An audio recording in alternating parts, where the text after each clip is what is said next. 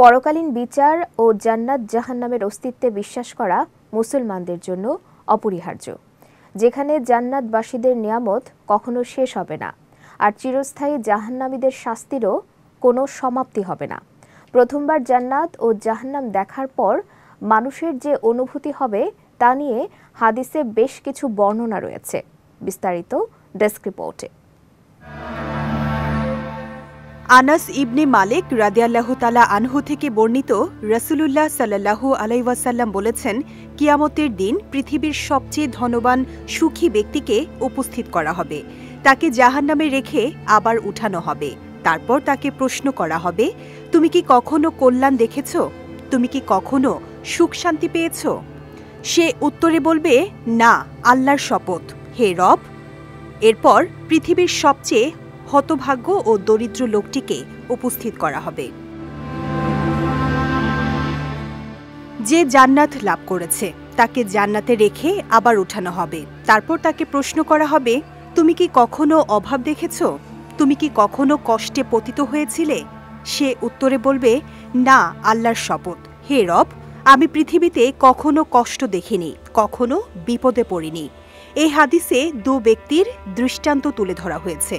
প্রথম ব্যক্তি জাহান্নামের আযাবের একটু ছোঁয়া পেয়ে পৃথিবীর সব সুখের কথা একেবারে ভুলে যাবে, আর দ্বিতীয় ব্যক্তি জান্নাতের একটু ছোঁয়া পেয়ে পৃথিবীর সব দুঃখ কষ্টের কথা ভুলে যাবে। অপর এক হাদিসে আনাস ইবনে মালিক রাদিয়াল্লাহু তাআলা আনহু থেকে বর্ণিত, তিনি বলেন, রাসূলুল্লাহ সাল্লাল্লাহু আলাইহি ওয়াসাল্লাম বলেছেন, কিয়ামতের দিন জান্নাত লাভকারী এক ব্যক্তিকে উপস্থিত করা হবে। তাকে বলা হবে, হে মানব সন্তান, তুমি তোমার ঘর কেমন পেয়েছ? সে উত্তরে বলবে, হে প্রভু, সর্বোৎকৃষ্ট ঘর পেয়েছি। আল্লাহ তাআলা তাকে বলবেন, কিছু চাও, কিছু আকাঙ্ক্ষা করো। সে উত্তরে বলবে, আমি কিছু চাই না, কিছুই আকাঙ্ক্ষা করি না, শুধু আকাঙ্ক্ষা করি যদি আমাকে পৃথিবীতে ফেরত পাঠিয়ে দিতেন আর আমি আপনার পথে 10 বার নিহত হতে পারতাম। সে কথা বলবে যখন জান্নাতে শহীদের মর্যাদা দেখতে পাবে। এরপর জাহান্নামকারীদের থেকে এক ব্যক্তিকে উপস্থিত করা হবে। তাকে বলা হবে, হে মানব সন্তান, তোমার ঠিকানা কেমন পেয়েছ? সে বলবে, সবচেয়ে নিকৃষ্ট স্থান পেয়েছি। তাকে প্রশ্ন করা হবে, পৃথিবী পরিমাণ স্বর্ণ খরচ করে হলেও তুমি কি এর অবস্থান থেকে মুক্তি কামনা করবে?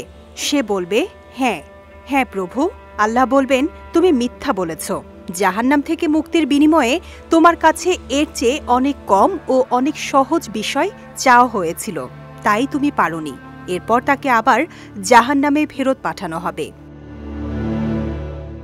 এই হাদিস থেকে বোঝা যায়, একজন জান্নাতি ব্যক্তি পৃথিবীর কোনো কিছু আকাঙ্ক্ষা করবে না, শুধু আল্লাহর পথে যুদ্ধ করে নিহত হওয়া কামনা করবে। কারণ সে যখন কিয়ামতের দিন শহীদদের অভাবনীয় মর্যাদা দেখবে, তখন এটা ছাড়া আর কিছু কামনা করবে না। বিজয় টিভি নিউজ ডেস্ক।